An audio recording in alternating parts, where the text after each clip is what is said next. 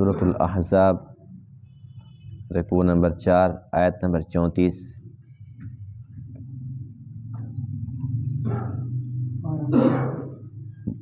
بائیسواں پارہ ہے۔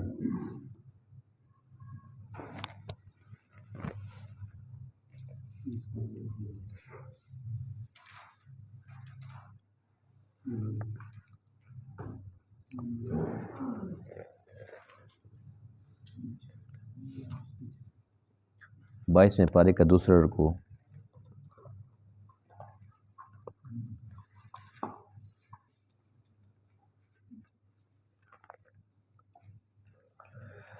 اعوذ باللہ من الشیطان الرجیم،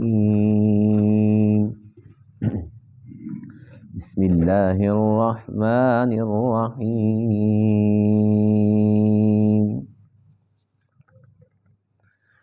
ان المسلمین والمسلمات والمؤمنین والمؤمنات والقانتین والقانتات والصادقین والصادقين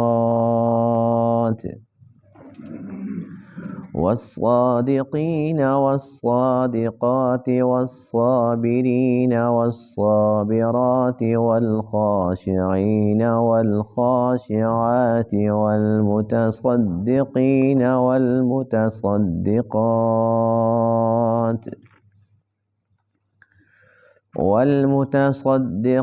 والمتصدقات والصائمين والصائمات والحافظين فروجهم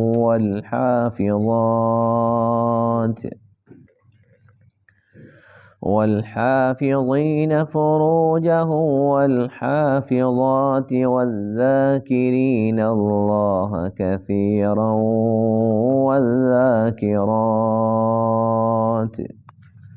أعد الله لهم مغفرة وأجرا عظيما۔ صدق اللہ العظیم۔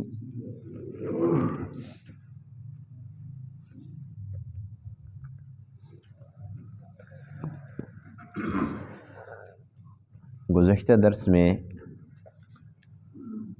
جو خطاب تھا وہ نبی کی بیویوں سے تھا۔ اللہ تعالیٰ نے نبی کی ازواج سے یوں خطاب ارشاد فرمایا کہ اے نبی کی بیویوں، تم عام عورتوں جیسی نہیں ہو، اس لیے تمہارے جو احکام ہیں وہ بھی خاص ہیں، عام نہیں ہیں، جن میں گفتگو کے آداب، کس طریقے سے بات کرنی ہے، گھروں میں رہن سہن کا طریقہ، اللہ تعالیٰ کی عبادت کیسے کرنی ہے۔ پھر اللہ تعالیٰ نے تمام اہل بیت کی فضیلت ارشاد فرمائی کہ یہ وہ پاک گھرانہ ہے جس سے ہم نے گندگی کو دور کر کے ان کو مکمل طور پر پاک فرما دیا ہے۔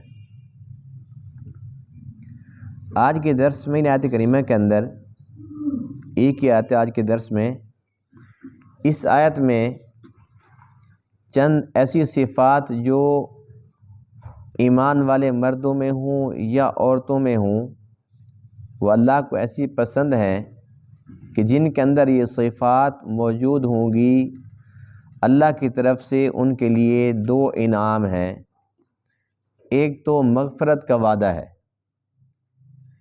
کہ ایک انسان کوشش تو کرتا ہے اللہ تعالیٰ کو راضی کرنے کی، لیکن پھر بھی کوئی غلطی ہو جاتی ہے، کمی بیشی ہو جاتی ہے، تو اللہ فرماتے ہیں کہ ان کے لیے مغفرت کا وعدہ ہے، میں ان کی مغفرت فرما دوں گا، معاف فرما دوں گا۔ دوسرا وعدہ ہے اجر عظیم کا۔ اجر عظیم کا لفظی معنی تو ہے بڑا اجر، لیکن وہ کتنا بڑا ہے اللہ کے علم میں ہے۔ تو یہ صفات ہم اس کے ترجمے کے اندر ابھی پڑھتے ہیں تو بات سمجھ آ جائے گی کہ اللہ تعالیٰ کو کیسے ایمان والے پسند ہیں اور کیسی ایمان والیاں پسند ہیں۔ ان المسلمین، بے شک مسلمان مرد، والمسلمات اور مسلمان عورتیں، والمؤمنین اور ایمان والے مرد، والمؤمنات اور ایمان والی عورتیں، والقانتین اور فرمانبردار مرد، والقانتات اور فرمانبرداری کرنے والی عورتیں، والصادقین اور سچ بولنے والے مرد، والصادقات اور سچ بولنے والی عورتیں، والصابرین اور صبر کرنے والے مرد، والصابرات اور صبر کرنے والی عورتیں، والخاشعین اور عاجزی اختیار کرنے والے مرد، والخاشعات اور عاجزی اختیار کرنے والی عورتیں، والمتصدقین اور صدقہ خیرات کرنے والے مرد، والمتصدقات اور صدقہ کرنے والی عورتیں، والصائمین اور روزہ رکھنے والے مرد، والصائمات اور روزہ رکھنے والی عورتیں، والحافظین فروجہم اور اپنی ناموس کی حفاظت کرنے والے مرد، والحافظات اور حفاظت کرنے والی عورتیں، والذاکرین اللہ کثیرا اور اللہ کا ذکر کثرت کے ساتھ کرنے والے مرد، والذاکرات اور اللہ کا ذکر کثرت کے ساتھ کرنے والی عورتیں۔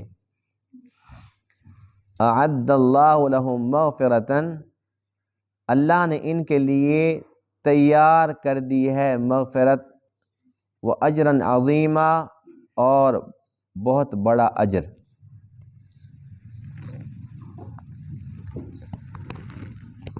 اس آیت کریمہ کے شان نزول کے متعلق لکھا ہے کہ ایک مرتبہ حضرت ام سلمہ رضی اللہ تعالی عنہا عرض کرتی ہیں، یا رسول اللہ صلی اللہ علیہ وسلم، جتنے بھی قرآن مقدس کے اندر احکام ہیں، جہاں بھی اللہ تعالیٰ نے ایمان والوں کو خطاب فرمایا تو مردوں سے بات کی، عورتوں سے تو بات ہی نہیں کی۔ حالانکہ عورتیں بھی تو عبادت کرتی ہیں، کتنی محنت کرتی ہیں، کتنی مشقت کرتی ہیں، گھر داری سب کچھ کرتی ہیں، لیکن کوئی تذکرہ نہیں ملتا۔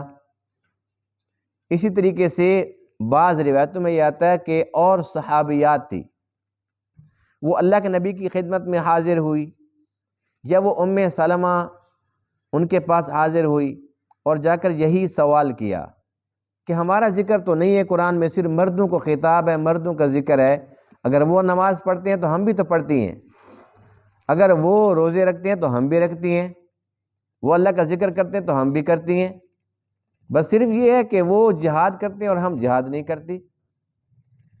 کچھ کام ایسے ہیں جو اللہ تعالیٰ نے ہمارے ذمے نہیں لگائے، تو باقی تو ہم سب اللہ تعالیٰ کی بندگی انہی کے ساتھ جیسے وہ کرتے ہیں ایسے ہم بھی کرتی ہیں، تو ہمارے لیے قرآن کے اندر کوئی ایسا حکم موجود نہیں، ہمارا تذکرہ نہیں ہے۔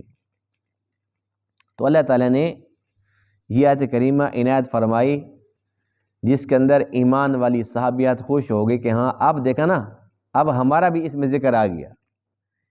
انسانی فطرت ہے نا کہ جب اس کا نام آتا ہے تو اس کو خوشی ہوتی ہے۔ تو بہرحال اب کہیں پر کوئی جلسہ ہے، کہیں پر کوئی پروگرام ہے، تو یہ فلانے کا بیچ میں نام ہے، تو ایک خوشی ہوتی ہے کہ میرا نام ہے۔ حالانکہ بلاتے تو سب کو نہیں ہے کہ جی وہاں پر پروگرام ہے، اب سب حضرات تشریف فرمائیں، سب تشریف لائیں، سب کو کہتے ہیں نا، لیکن وہ سب تشریف تو لے جاتے ہیں، لیکن جس کا خاص نام ہوتا ہے اس کو زیادہ خوشی ہوتی ہے، یا جس کو باقاعدہ کہتے ہیں کہ یہ آپ کے پاس دعوت نامہ آ رہا ہے، آپ نے آنا ہے۔ یوں تو سب کو دعوت دیجیے، سارے آ جانا، لیکن فلانے کو تو دعوت نامہ بھی ملا ہے۔ تو یہ انسانی فطرت ہے، اس لیے یہ کوئی ایسی بات نہیں ہے کہ جو معیوب ہو، اچھی بات ہے۔ ویسے ہم قرآن میں پڑھتے ہیں یا ایھا الذین آمنوا، جتنی بھی اللہ تعالیٰ کے احکام ہیں اس میں اللہ تعالیٰ ایمان والوں کو فرماتے ہیں اے ایمان والو، تو اے ایمان والیو، ان کے لیے الگ سے حکم نہیں ہوتا۔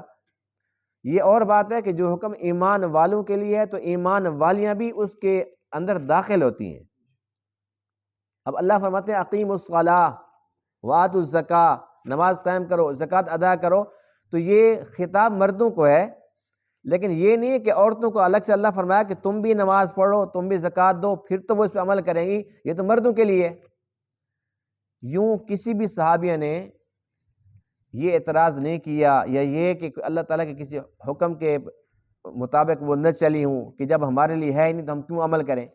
وہ سمجھتی تھی کہ خطاب ایمان والوں کو ہوتا ہے، تو ہم ایمان والیاں، ہم ان کے ماتات ہیں، تو بس ہم ان کے ساتھ شامل ہیں، جو حکم ان کے لیے وہی ہمارے لیے ہے، بے شک حلال کھانے کا ہو، حرام سے بچنے کا ہو، گناہوں سے بچنے کا ہو، جو بھی حکم ہے ایمان والوں کے لیے وہی حکم ہے ایمان والیوں کے لیے۔ لیکن اس آیت سے ان کو زیادہ خوشی مل گئی نا، جب اللہ فرماتے ہیں کہ بالکل برابر ہو گئے مسلمان مرد، مسلمان عورتیں، اور مومن مرد اور مومن عورتیں، اطاعت کرنے والے مرد، اطاعت کرنے والی عورتیں، یعنی کہ برابر برابر اللہ تعالیٰ نے ان کا تذکرہ فرما دیا، تو اس پر وہ خوش ہو گئے کہ ہاں اب تو خاص ہمارا باقاعدہ طور پر اللہ تعالیٰ نے قرآن کے اندر ذکر فرمایا اور ان کے برابر کیا ہے۔ اور حقیقت بھی یہی ہے کہ دیکھو اللہ تعالیٰ نے انسان کی کامیابی کے لیے جو اسباب عنایت فرمائے ہیں اس کے اندر عورتیں مردوں سے پیچھے نہیں ہیں۔ اللہ کو راضی کرنے کے لیے نماز ہے، تو یہ تھوڑی ہے کہ بھئی ہم 4 پڑھتے ہیں تو وہ 4 کے بجائے 2 پڑھتی ہیں، وہ بھی وہی 4 پڑھتی ہیں۔ ہمارا روزہ اگر صبح صادق سے لے کر اگر غروب آفتاب تک ہے، ان کا بھی ویسا ہی روزہ ہے۔ یہ تھوڑی ہے کہ ہمارا روزہ بڑا ہے اور وہ عورتیں ہیں تو وہ کمزور ہیں، ان کا روزہ چھوٹا ہو۔ یعنی کہ ہر حکم کے اندر وہ ہمارے ساتھ بالکل برابر کھڑی ہیں۔ اللہ تعالیٰ نے انسان کو جو بندگی کا طریقہ بتایا ہے اس کے اندر دونوں شانہ بشانہ ہے، لیکن شانہ بشانہ سے یہ غلط مطلب کوئی نہ لے لے، جیسے آج کل عورتیں کہتے ہیں کہ ہم مردوں کے شانہ بشانہ چلیں گی، کیونکہ جن کاموں کے اندر یہ شانہ بشانہ چلنا چاہ رہی ہیں ان کے اندر عورتوں کا نقصان ہے، اور یہ اللہ کے حکم کی کھلی خلاف ورزی ہے۔ اس لیے کہ کمانا یہ کس کی ذمہ داری ہے؟ اب وہ کہتے ہیں نہیں جی میں شانہ بشانہ چلوں گی، چل بھائی، اب ظاہر سی بات ہے اگر مرد جاتا ہے پڑھانے کے لیے اسکول میں، وہ کہتے ہیں میں بھی جاؤں گی، تو چل جا، وہ چلی جائے، بے شک اسی جیسی تنخواہ بھی لے کے آئے گی، اتنا وقت بھی دے گی، اتنی محنت بھی، کلاس کو سارا کچھ پورا پورا وقت، وہ تو برابر ہو گیا۔ لیکن جو اس کا کام تھا کتنا آسان تھا، گھر داری، کہ وہ کما کر لائے اور گھر بیٹھ کے بچوں کی پرورش کر، دیکھ بھال، ان کو کھلا، کھانا کھلا، یہ کام اس کے لیے آسان تھا۔ اب اگر یہ کہتے نہیں میں بھی وہی کام کروں گی، وہ بینک میں جاتے ہیں میں بھی بینک میں جاؤں گی، وہ ہاسپٹل میں جاتے ہیں میں بھی جاؤں گی، ہر معاملے کے اندر جب اس کا ساتھ دینا شروع کرے گی، شانہ بشانہ چلے گی، تو اب کس میں خرابی کیا ہوگی؟ خرابی یہ ہوگی کہ سارے کے سارے کام اسی جیسے کر کے گھر آ کے گھر کے کام پھر اس نے خود کرنے ہیں۔ کیا خیال ہے اگر یہ برابر تنخواہ لے کر آئے، یہ اسی بھی زیادہ کما کر لے کے آئے، تو بچے مرد پیدا کرے گا؟ جی کس نے بچے پیدا کرنے؟ بچوں کو دودھ کس نے پلانا؟ مرد نے پلانا ہے؟ روٹی سالن کون بنائے گا؟ تو یہ کام تو اس کو پھر بھی کرنے ہیں، تو اسے کون سا فائدہ ملا ہے؟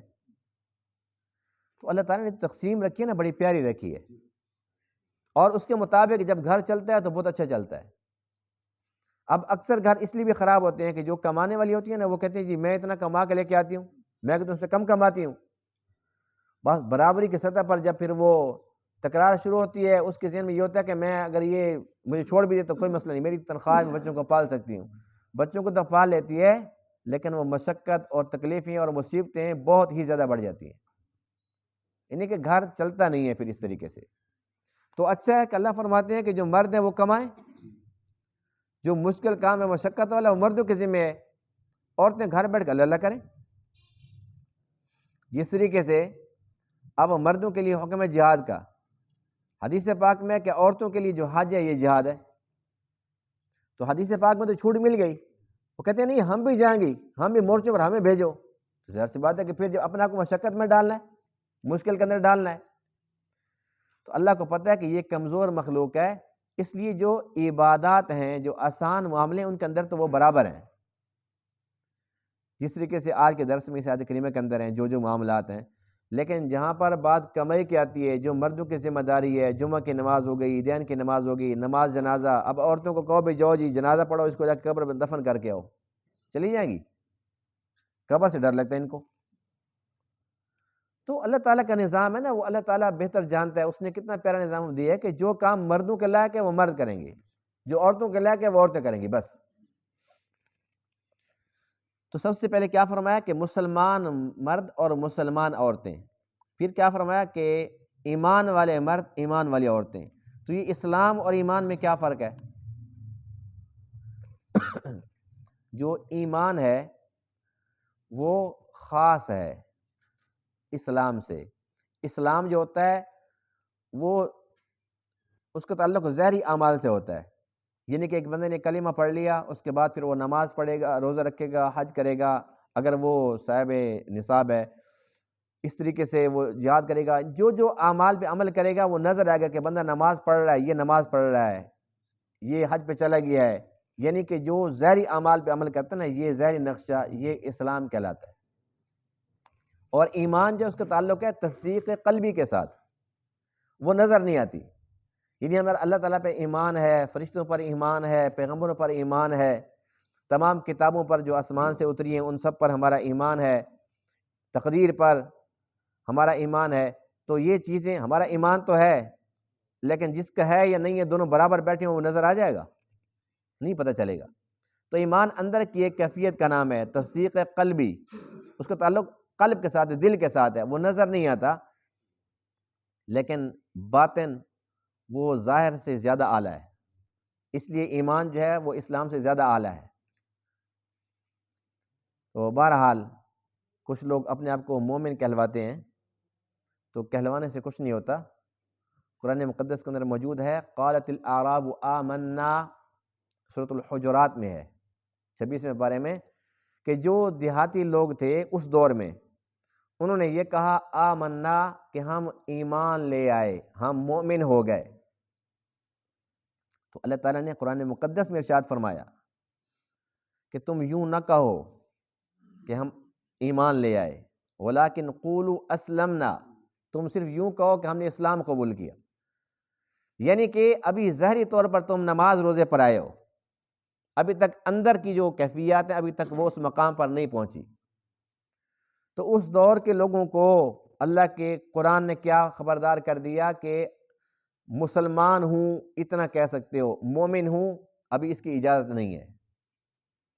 تو آج ایسے ایسے لوگ اپنے آپ کو مومن کہلواتے ہیں جن کے نہ اندر کچھ نظر آتا ہے نہ باہر کچھ نظر آتا ہے، اور ان کی حرکتوں سے تو پتہ چلتا ہے کہ ایمان اسلام کے قریب ہی نہیں ہے.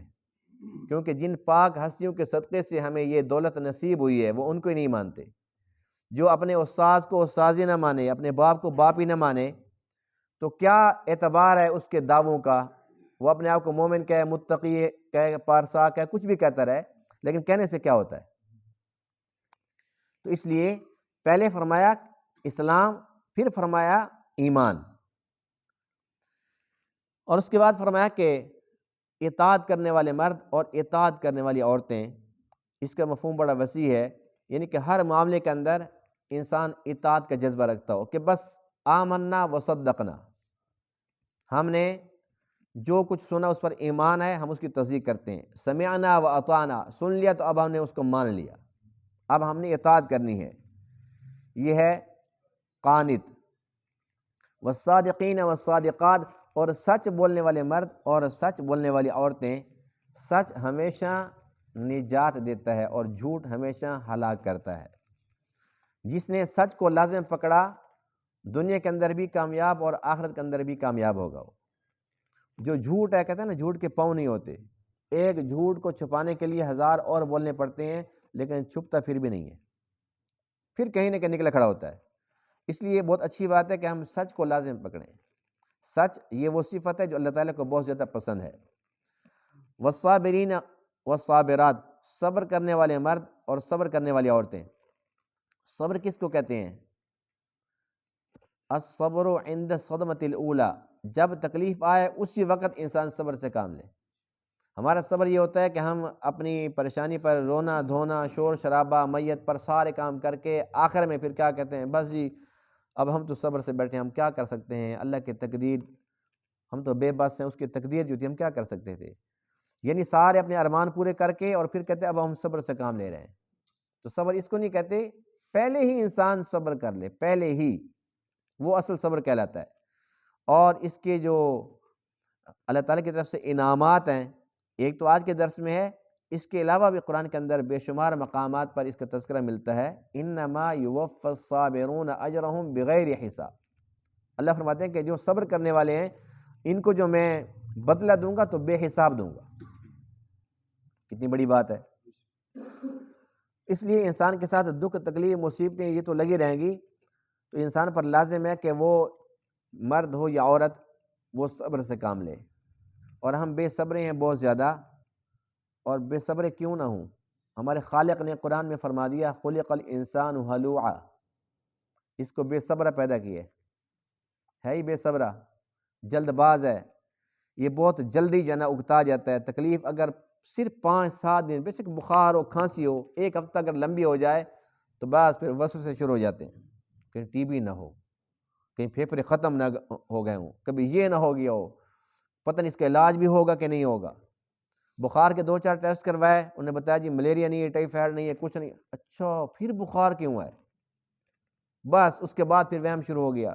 یعنی کہ ہم اتنے بے صبر ہیں کہ اللہ کے ذات پہ بھروسہ نہیں ہے، اور اللہ نہ کرے بیماری تھوڑی سی لمبی ہو جائے تو پھر وہ فلاں بیماری نہ ہو، اس کا میں نام نہیں لیتا، سب ڈرتے ہیں نا، اللہ ہم سب کو محفوظ رکھے. پھر ڈرتے ہیں کہ وہ بیماری نہ ہو. تو یہ کیا ہے؟ بے صبری ہے. حالانکہ تکلیفیں آتی ہیں، اور جو تکلیفیں اللہ تعالیٰ کے قریب کرنے کے لیے ہمیں آتی ہیں وہ اللہ کی طرف سے نعمت ہوتی ہیں. انسان کو تکلیف آتی ہے، انسان اللہ کے سامنے آتا ہے، روتا ہے، گڑ گڑاتا ہے، اللہ کے ساتھ تعلق مضبوط بنا لیتا ہے، تو وہ تکلیف تو باعث رحمت ہے. لیکن انسان کمزور ہے نا، تکلیف تھوڑی سی بڑھ جائے تو پھر صبر سارے گئے. والخاشعین والخاشعات، عاجزی کرنے والے مرد، عاجزی کرنے والی عورتیں. اللہ کو یہ ادائیں پسند ہیں، یہ اکڑنے والے اللہ کو پسند نہیں ہے. تکبر اور اس لیے کہ خود پسندی، بعض بندوں کو شوق ہوتا ہے کہ بھئی مجھے سارے دیکھیں. اچھا جب شوق ہوتا ہے نا کوئی دیکھتا بھی نہیں ہے، یہ بھی ایک عجیب انسان کی فطرت ہے. ایک بندے کو شوق ہے نا جی میں نے کپڑے پہنے ہیں تو میں سب کو بس یوں پھروں تو سارے کہیں جی بڑی بات ہے. اس نے بڑے خرچے کیے، اچھے اچھے جوتے لیے، اس نے بڑے زیور شیور بڑے کپڑے، تقریب ختم ہو گئی کسی نے پوچھے نہیں ہے. پھر بعد میں سوچتے جی عجیب بات ہے کسی نے مجھ سے پوچھے نہیں، کتنا مہنگا سوٹ تھا میرا. زیادہ تر عورتوں کے اندر بیماری ہوتی ہے، مردوں میں بھی کم نہیں ہے، اس لیے اللہ نے دونوں کا تذکرہ فرمایا، خاشعین والخاشعات، دونوں کا تذکرہ فرمایا. عورتیں جاتی ہیں نا پھر شادیوں میں، خوشی غمی میں کے اندر جہاں جاتی ہیں نا، تو پھر وہ ان کا مقصد کیا ہوتا ہے کہ ہمارے لباس کو دیکھو. پھر ایک دفعہ پہن لیا بس اس کے بعد پھر اس لباس کو دوبارہ نہیں پہننا اس تقریب کے اندر، کہیں گے وہ یہ پرانے کپڑے پہن کے پھر رہی ہے. یعنی کہ ایک دفعہ پہننے کے بعد وہ پرانے بھی ہو جاتے ہیں. تو یہ ایک عجیب فلسفہ ہے. تو ان چیزوں سے ہوتا کچھ نہیں ہے، یہ صرف شیطانی خیالات ہیں، شیطانی وسوسے ہیں انسان کے اندر. اللہ کیا فرماتے ہیں؟ جو جھکنے والے ہیں مجھے وہ پسند ہیں، مغفرت کا وعدہ ان کے ساتھ ہے، اجر عظیم ان کو دوں گا جو جھکنے والے ہیں، اکڑنے والے نہیں. اکڑنے والے تو شیطان کتنی اس نے لاکھوں سال بندگی کی، اللہ تعالیٰ کو وہ پسند نہیں آیا، ہمارے پلے ہے ہی کیا. اس لیے ہمیں چاہیے کہ ہم عاجزی اختیار کریں. والمتصدقین والمتصدقات، صدقہ کرنے والے، صدقہ کرنے والے مرد اور صدقہ کرنے والی عورتیں، یہ بڑا مشکل کام ہے آج کل. آج اللہ تعالیٰ سے کو کام پڑ جائے نا، بندوں کو پڑھتے رہتے ہیں، ظاہر سی بات ہے اللہ سے پڑھنے اور کس سے پڑھنے ہیں. اللہ سے وہ کام پڑ جائے تو ہم منت کیا منتے، یا اللہ میرا کام کر دے 10 روزے رکھوں گا، میرا کام کر دے 100 رکعت نفل پڑھوں گا. یعنی نفلوں پر جان کھپا سکتا ہوں، اپنے آپ کو 10 دن بھوکا پیاسا رکھ سکتا ہوں، لیکن 10 روپے تیرے راہ نہیں دینے. پیسوں سے اتنا پیار ہے، اپنی جان کو تو ہم کھپا سکتے ہیں لیکن پیسہ آ گیا اس کو خرچ نہیں کرنا. حدیث پاک میں ہے کہ جو صدقہ کرنے والے ہیں قیامت کے دن، وہ ایمان والے جو صدقہ کرتے تھے، جب کسی چیز کا سایہ نہیں ہوگا اس کے صدقے کا سایہ اس کے اوپر ہوگا. یعنی جس نے کسی چیز کا سایہ نہیں ہے اور انسان کو سایہ کی اشد ضرورت ہے، تو یہاں پر صدقہ کر لے اس کا سایہ وہاں پر ہوگا. کتنی بڑی بات ہے. اور حدیث پاک میں ہے کہ صدقے کے 2 فائدے ہیں. کتنے؟ کرو گے تو نہیں صدقہ؟ جی خیال رکھنا، 2 بندے تو شکر بول پڑے، خیال رکھنا کہ نہ کرنا. چلو ماشاء اللہ. کتنے فائدے ہیں؟ 2 فائدے ہیں. پہلا یہ ہے کہ مصیبتوں کو بلاؤں کو ٹالتا ہے. دوسرا یہ ہے کہ بری موت سے بچاتا ہے. بری موت اللہ ہم سب کو محفوظ رکھے. اب کتنی اموات ہم دیکھتے ہیں اور بس عبرت کی جگہ ہوتی ہے. تو جو چاہتا ہے کہ میری موت اچھی آئے تو وہ صدقہ خیرات کرتا رہے. ضروری نہیں کہ وہ لاکھوں روپے لوٹا دے، حسب توفیق، اور ایسے دے کہ کسی کو پتہ نہ چلے. جس رب کے لیے دیا ہے اسی کو پتہ چلے. روزہ رکھنے والے مرد، روزہ رکھنے والی عورتیں. اب ظاہر سی بات ہے کہ روزہ ایک ایسا معاملہ ہے، حدیث پاک میں الصوم لی وانا اجزی بہ، یہ حدیث قدسی اللہ فرماتے ہیں کہ روزہ میرے لیے، اس کا بدلہ میں خود دوں گا. یہ وہ عبادت ہے جس کے اندر ریاکاری نہیں ہو سکتی جب تک انسان خود ریاکاری شامل نہ کرے. ہم نماز پڑھتے ہیں، چھپ کے نہیں پڑھ سکتے، سب کو پتہ ہے نماز پڑھ لی. حج پہ جاتے ہیں، جتنا بھی چھپائیں نہیں چھپا سکتے. عمرے پہ جاتے ہیں، جتنا چھپائیں بھی کسی کو نہیں بتاؤں گا، کیسے ممکن ہے؟ کوئی جن بھوت ایسے چلے جائے گا؟ لازماً دوستوں کو، خاندان والوں کو، سب کا پتہ چلنا ہے کہ وہ چلا گیا. روزہ ایسی عبادت ہے، نہیں پتہ آج کس کو تھا کس کو نہیں تھا. روزے کے ساتھ سارے انسان کام کر رہا ہوتا ہے، نہیں پتہ ہوتا کہ اندر کا معاملہ کیا ہے. اور اپنے ناموس کی حفاظت کرنے والے مرد اور عورتیں، اور اسی طریقے سے اللہ کا ذکر کثرت کرنے والے مرد اور عورتیں، یعنی کہ یہ وہ سب صفات ہیں اللہ تعالیٰ کو بہت زیادہ پسند ہیں. ہمیں چاہیے کہ اس آیت کو اچھے طریقے سے ہم پڑھا کریں وقتاً فوقتاً. چلو درس میں تو آج گزر کے چلی جائے گی، لیکن پھر بھی وقت نکال کے ہم اس کو پڑھیں کہ اللہ تعالیٰ کو کون کون سی ادائیں پسند ہیں. بس یہ ادائیں اپنے اندر لانے کی کوشش کریں گے تو انشاءاللہ وعدے پھر دو ہیں، پہلا مغفرت کا، دوسرا اجر عظیم کا. اجر عظیم، اللہ بڑا ہے، اس کی شان بڑی ہے، وہ اپنی شان کے مطابق دے گا انشاءاللہ، اور بہت ہی زیادہ دے گا. اللہ تعالیٰ تمام باتوں کو سمجھنے عمل کرنے کی توفیق عطا فرمائے. وآخر دعوانا الحمدللہ رب العالمین.